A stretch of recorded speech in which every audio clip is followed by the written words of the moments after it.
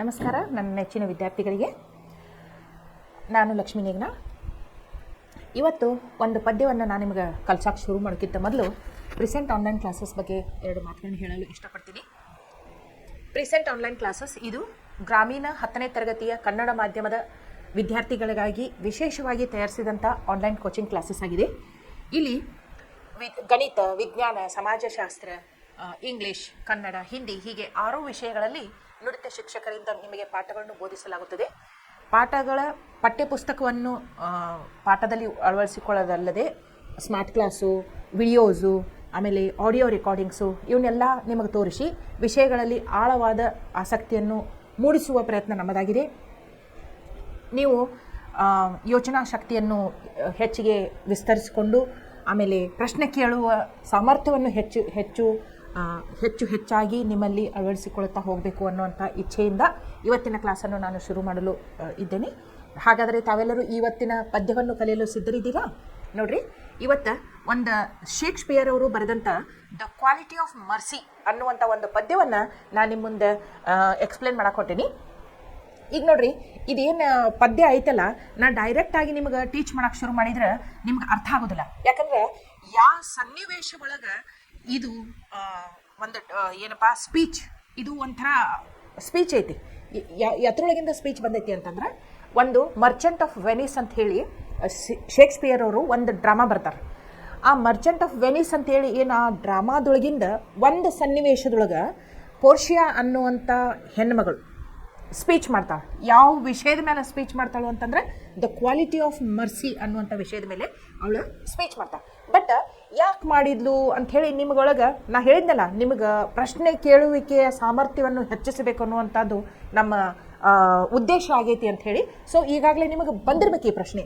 ಅಲ್ಲ, ಯಾವ ಸಂದರ್ಭದೊಳಗೆ ಪೋರ್ಷಿಯಾ ಈ ಸ್ಪೀಚನ್ನು ಕೊಟ್ಲು, ಯಾಕೆ ಕೊಟ್ಲು, ಯಾರಿಗಾಗಿ ಕೊಟ್ಲು, ಆಮೇಲೆ ಈ ಸ್ಪೀಚ್ದಿಂದ ಏನೇನು ಉಪಯೋಗ ಆಯ್ತು, ಯಾರಿಗೆ ಉಪಯೋಗ ಆಯ್ತು, ಅಥವಾ ಯಾರಿಗೆ ಅನುಕೂಲ ಆಯ್ತು, ಯಾರಿಗೆ ಅನಾನುಕೂಲ ಆಯ್ತು ಅಂತ ಎಲ್ಲ ತಿಳ್ಕೊಳಕ್ಕೆ ನೀವು ಏನು ಮಾಡಬೇಕು ಅಂತಂದ್ರೆ, ಇದ್ರ ಹಿಂದಿರುವಂಥ ಸ್ಕ್ರಿಪ್ಟ್, ಈ ನಾಟಕದೊಳಗೆ ಇರುವಂಥ ಸಾರಾಂಶವನ್ನು ತಿಳ್ಕೊಬೇಕಾಗ್ತದೆ ಮೊದಲು. ನಾನು ಡೈರೆಕ್ಟಾಗಿ ಪೋಯಮ್ ಕಲಿಸಿದ್ರೆ ನಿಮಗೆ ಅರ್ಥ ಆಗೋದಿಲ್ಲ. ಸೊ ಇದ್ರ ಹಿಂದೆ ಏನೈತಲ್ಲ, ಈ ಸ್ಪೀಚದ ಹಿಂದ್ಗಡೆ ಆದಂತಹ ಸಾರಾಂಶವನ್ನು ನಾನು ನಿಮಗೆ ಡಿಟೇಲಾಗಿ ಹೇಳಿದರೆ ಮಾತ್ರ ನಿಮಗೆ ಇದೇನಾಗ್ತದೆ, ದ ಕ್ವಾಲಿಟಿ ಆಫ್ ಮರ್ಸಿ ಅನ್ನುವಂಥ ಪೋಯಮ್ ಸಂಪೂರ್ಣವಾಗಿ ಅರ್ಥ ಆಗ್ತದೆ.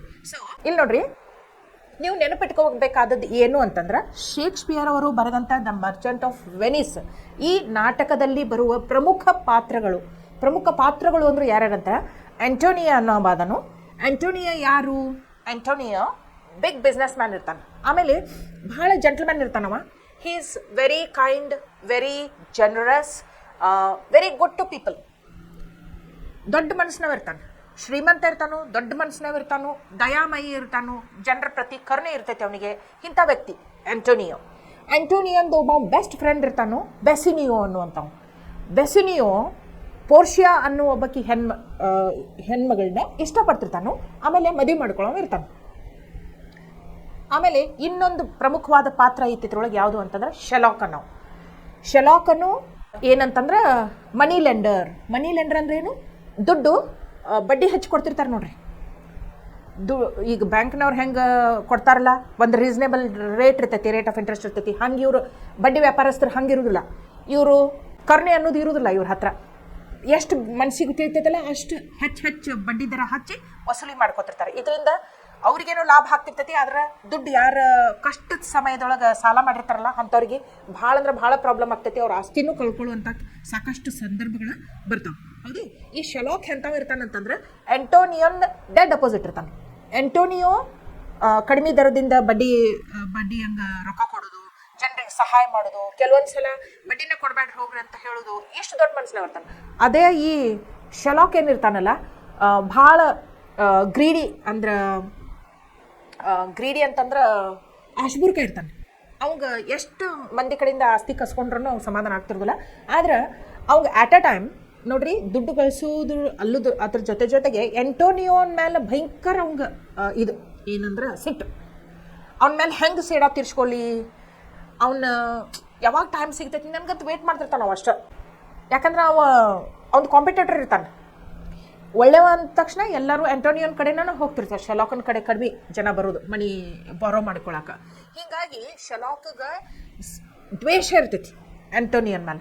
ಯಾವಾಗ ನನಗೆ ಅವಕಾಶ ಸಿಗ್ತೈತಿ ನಾ ಯಾವಾಗ ಇವಂಗ ಪೆಟ್ಟು ಹಚ್ಚಬೇಕು ಅಂಥೇಳಿ ಹದಿ ಕಾಯ್ತಿರ್ತಾನೆ. ಇಂಥ ಸಂದರ್ಭದೊಳಗೆ ಏನಾಗ್ತೈತಿ ಅಂತಂದ್ರೆ ಆಂಟೋನಿಯೋನು ಶಿಪ್ಸ್ ಸಿ ಒಳಗಿರ್ತಾವೆ. ಅವ್ನು ಬಿಸ್ನೆಸ್ಗೆ ಭಾಳಷ್ಟು ಇನ್ವೆಸ್ಟ್ಮೆಂಟ್ ಮಾಡಿ ಸಾಕಷ್ಟು ಶಿಪ್ಸನ್ನ ಸಿ ಒಳಗೆ ಬಿಟ್ಟಿರ್ತಾನೆ. ಅವು ಬರೋದು ಇನ್ನೂ ಒಂದು 10-12 ದಿನ ಆಗೋದಿರ್ತೈತಿ. ಅಷ್ಟರೊಳಗೆ ಇವು ಬೆಸಿನಿಯೋ ಬಂದು ಏನು ಹೇಳ್ತಾನಂತಂದ್ರೆ, ನಾ ಪೋರ್ಷಿಯಾನ ಮದುವೆ ಮಾಡ್ಕೋಬೇಕನ್ನಾಕತ್ತೀನಿ, ಆದರೆ ನನ್ನ ಹತ್ರ ಅಷ್ಟು ದುಡ್ಡಿಲ್ಲ, ಒಂಚೂರು ನಾ ದುಡ್ಡು ಅರೇಂಜ್ಮೆಂಟ್ ಮಾಡ್ಕೋಬೇಕಾಗೈತಿ ಅಂತ ಹೇಳ್ತಾನೆ. ಅವಾಗ ಆಂಟೋನಿಯೋನ್ ಹತ್ರನೂ ದುಡ್ಡು ಇರೋದಿಲ್ಲ, ಯಾಕಂದ್ರೆ ಈಗಾಗಲೇ ಅವೆಲ್ಲ ಇನ್ವೆಸ್ಟ್ ಮಾಡಿಬಿಟ್ಟಿರ್ತಾನೆ ಶಿಪ್ ಬಿಸ್ನೆಸ್ ಒಳಗೆ. ಅದಕ್ಕೆ ಅವೇನು ಹೇಳ್ತಾನು, ಬಾ ಶಲಾಕನ ಹತ್ರ ಹೋಗುನು, ಅವನ ಹತ್ರ ನಾವು ದುಡ್ಡು ಇಸ್ಕೊಳ್ಳು, ಆಮೇಲೆ ನನ್ನ ಶಿಪ್ಸ್ ಯಾವಾಗ ವಾಪಸ್ ಬರ್ತಾವಲ್ಲ, ಶೋರ್ ಟಚ್ ಆಗ್ತಾವಲ್ಲ, ಅವಾಗ ನಾನು ಸಾಕಷ್ಟು ದುಡ್ಡು ಇರ್ತೈತಿ, ನಾ ಕೊಟ್ಬಿಡ್ತೀನಿ ಇವಾಗ ಅಂತ ಹೇಳ್ತಾನೆ. ಅದಕ್ಕೆ ಬೆಸಿನಿಯೋ ಶಲಾಕನ ಕಡೆ ಹೋಗ್ತಾನೆ. ಬೆಸಿನಿಯೋ ಸ್ವಲ್ಪ ದುಡ್ಡು ಕೇಳ್ತಾನೆ, ನೀ ನನಗೆ ದುಡ್ಡು ಕೊಡು ಅಂತ. ಅವಾಗ ಇವ್ ಶಲಾಕ್ ಏನಂತಾನು, ಇದಕ್ಕೆ ಮೀಡಿಯೇಟ್ರ್ ಯಾರು, ಅಕಸ್ಮಾತ್ ನೀ ಕೊಡ್ಲಿಲ್ಲಪ್ಪ ಹೇಳಿದ ಟೈಮ್ಗೆ ದುಡ್ಡು, ಅದಕ್ಕೆ ಮೀಡಿಯೇಟ್ರ್ ಯಾರು ಅಂತ ಕೇಳ್ತಾನೆ. ಅವಾಗ ಆಂಟೋನಿಯೋ, ನಾ ಅದೇನಿ ಮೀಡಿಯೇಟ್ರ್, ನಾ ಜವಾಬ್ದಾರಿ ಅದೇನಿ, ಅಕಸ್ಮಾತ್ ಬೆಸಿನಿಯೋ ಕೊಡೋಕ್ಕಾಗಲಿಲ್ಲ ಅಂದ್ರೆ ನಾ ಕೊಡ್ತೀನಿ ಅಂತ ಹೇಳ್ತಾನೆ. ಆದ್ರೆ ಇವ್ಗೆ ಸೇಡ ತೀರ್ಸ್ಕೋಬೇಕಾಗಿತ್ತು, ಆಮೇಲೆ ದ್ವೇಷ ಇತ್ತು ಅಂತ ಯಾವತ್ತೂ ಹೇಳ್ತೇನಲ್ಲ ನಿಮಗೆ. ಇವು ಶಲಾಕ್ ಏನಂತಾನಂತಂದ್ರೆ, ಆಯಿತು ನಿನ್ನ ಫ್ರೆಂಡ್ ಕರೆಕ್ಟ್ ಟೈಮಿಗೆ ದುಡ್ಡು ವಾಪಸ್ ಕೊಡಲಿಲ್ಲ ಅಂದ್ರೆ ನೀ ಏನು ನನಗೆ ದುಡ್ಡು ಕೊಡೋದು ಬೇಡ, ಆದ್ರೆ ನನಗೆ ನಿನ್ನ ಶರೀರದೊಳಗಿಂದ ಯಾವುದೇ ಭಾಗದೊಳಗಿಂದ 1 ಪೌಂಡ್ ಫ್ಲೆಶ್ ತಕ್ಕೋತೀನಿ ಅಂತ ಹೇಳ್ತಾನೆ. ಫ್ಲೆಶ್ ಅಂದ್ರೇನು? ಮಾಂಸ. ನಿನ್ನ ಶರೀರದೊಳಗಿಂದ ಯಾವುದೇ ಭಾಗದೊಳಗಿಂದ 1 ಪೌಂಡ್ ಮಾಂಸ ನಾ ತಗೊಳ್ತೀನಿ ಅಂತ ಹೇಳ್ತಾನೆ. ಅದು ಆಂಟೋನಿಯೋಗೇನು ದೊಡ್ಡ ವಿಷಯ ಅನ್ಸೋದಿಲ್ಲ, ಯಾಕಂದ್ರೆ ನಾವು ಕೆಟ್ಟ ಮನಸ್ಸಿನಾಗ ಇರೋದಿಲ್ಲ, ಕೆಟ್ಟ ವಿಚಾರಗಳನ್ನು ಮಾಡ್ತಿರೋದಿಲ್ಲ. ಇರಲಿ ಬಿಡು, ಹ್ಞೂ ಅಂದ್ರಾತ, ನಾನು ಶಿಪ್ ಅಂತೂ ಕರೆಕ್ಟ್ ಟೈಮಿಗೆ ಬರ್ತಾವೆ, ನಾವು ಇವನು ದುಡ್ಡು ಕೊಡ್ತೀನಿ, ನನಗೇನು ಸಮಸ್ಯೆನೇ ಆಗೋದಿಲ್ಲ ಅಂತ ತಿಳ್ಕೊಂಡು ಓಕೆ ಅಂಥೇಳಿ ಈ ಅಗ್ರಿಮೆಂಟಿಗೆ ಅವ್ನು ಒಪ್ಕೊಂಡ್ಬಿಡ್ತಾನೆ. ಆದ್ರೆ ಆ ಶಿಪ್ ಏನದಾವಲ್ಲ ಬಿರುಗಾಳಿ ಒಳಗೆ ಸಿಕ್ಕೊಂಡಾವ ಅಂಥೇಳಿ ಸುದ್ದಿ ಬರ್ತೈತಿ. ಆಮೇಲೆ ಅವು ಕರೆಕ್ಟ್ ಟೈಮ್ಗೆ ಬರೋದಿಲ್ಲ ಅಂಥೇಳಿ ಸುದ್ದಿ ಬರ್ತೈತಿ.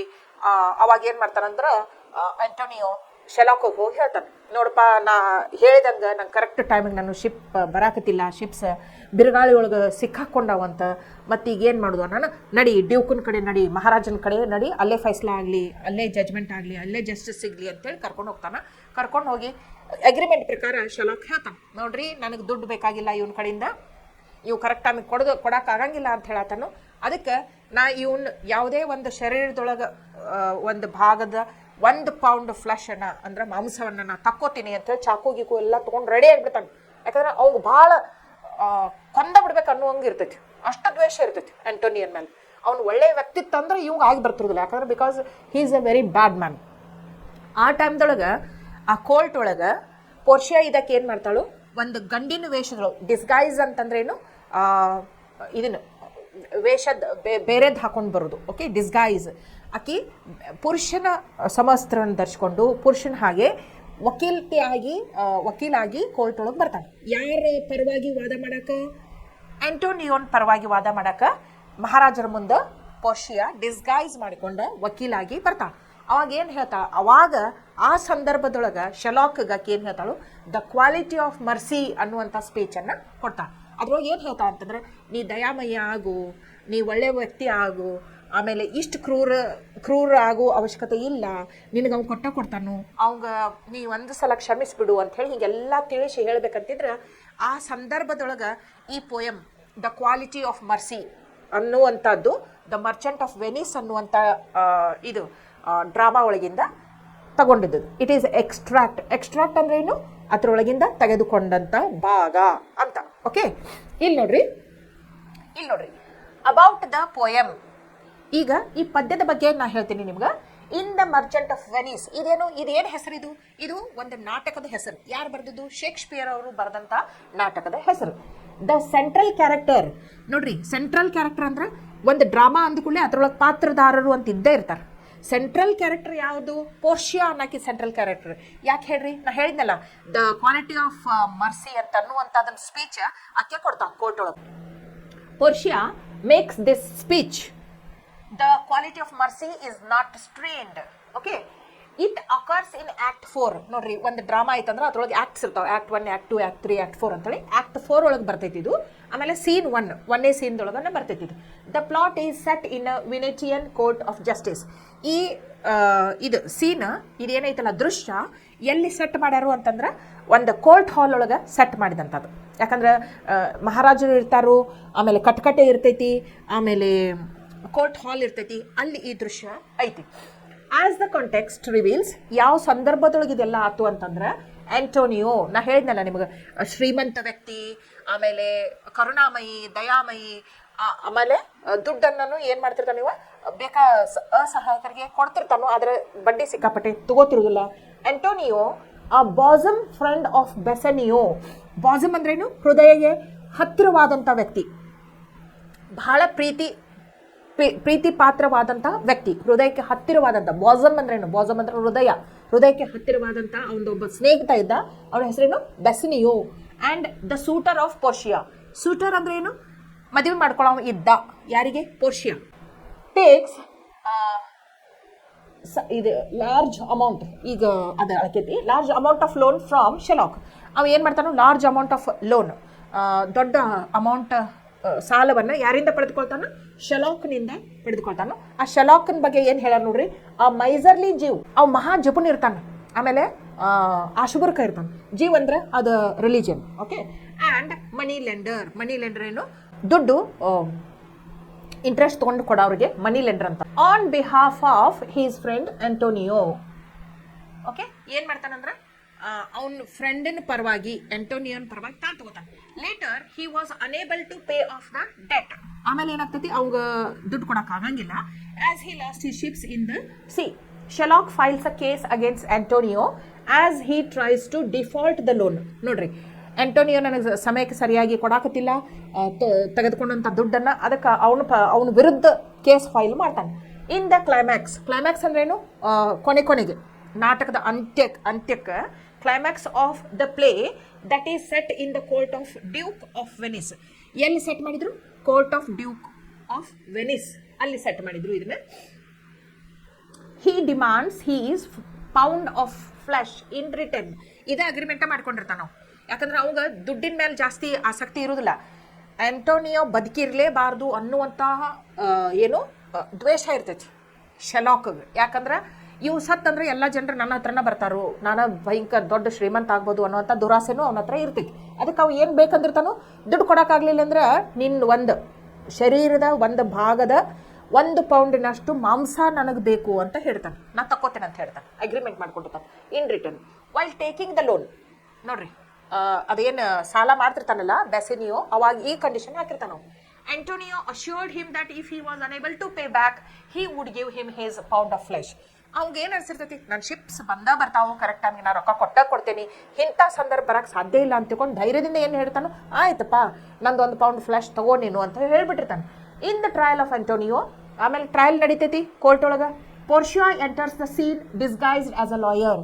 ಮತ್ತು ಅವ್ನು ಡಿಫೆಂಡ್ ಮಾಡೋಕೆ ಯಾರದು ಬೇಕಲ್ಲ, ಅದಕ್ಕೆ ಬೆಸಿನಿಯೋನ್ ವೈಫ್ ಏನಿರ್ತಲ್ಲ ಪೋರ್ಷಿಯೋ, ಆಕಿ ಒಬ್ಬ ವಕೀಲಾಗಿ ಇದನ್ನು ವೇಷ ಬದಲಾಯಿಸ್ಕೊಂಡು ಕೋರ್ಟ್ ಒಳಗೆ ಬರ್ತಾಳೆ.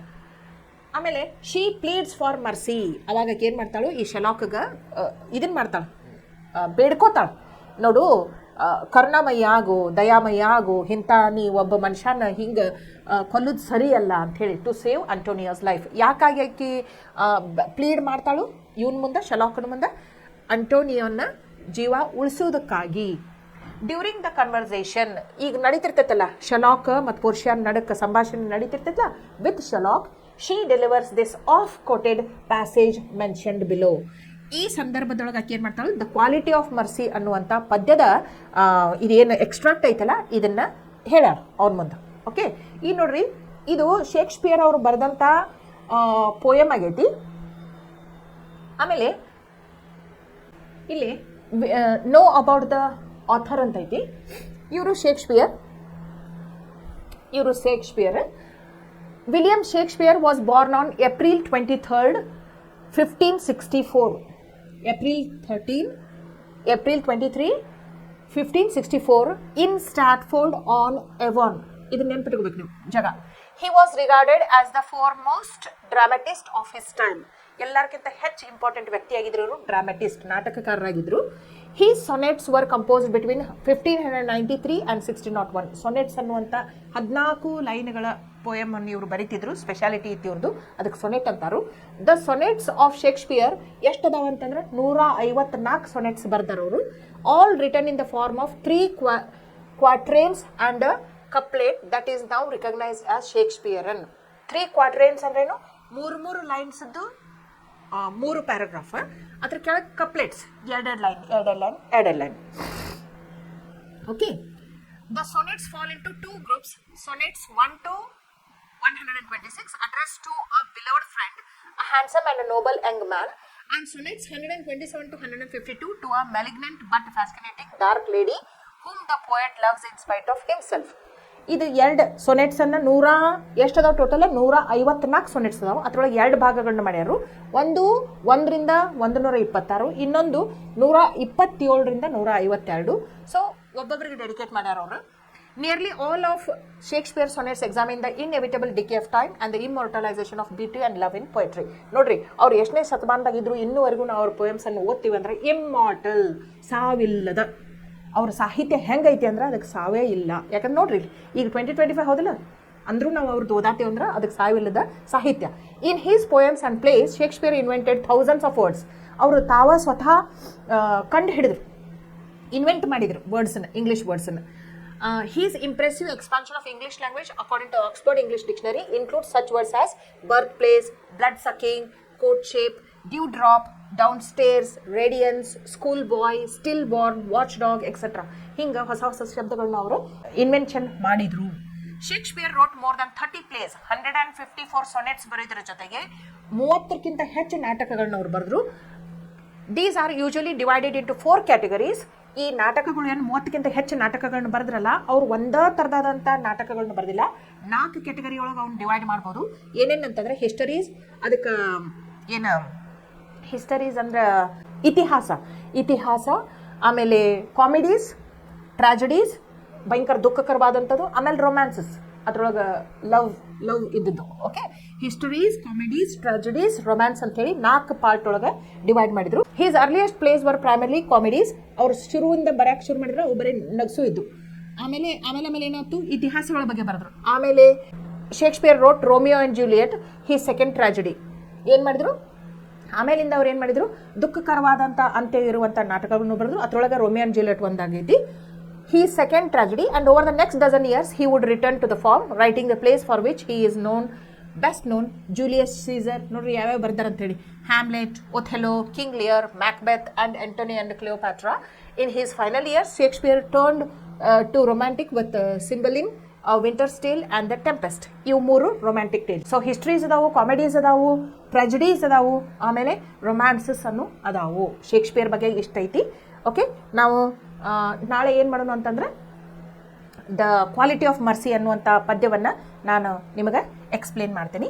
ಇವತ್ತಿಗೆ ಇಲ್ಲೇ ಮುಗಿಸ್ತೀನಿ. Okay, thank you.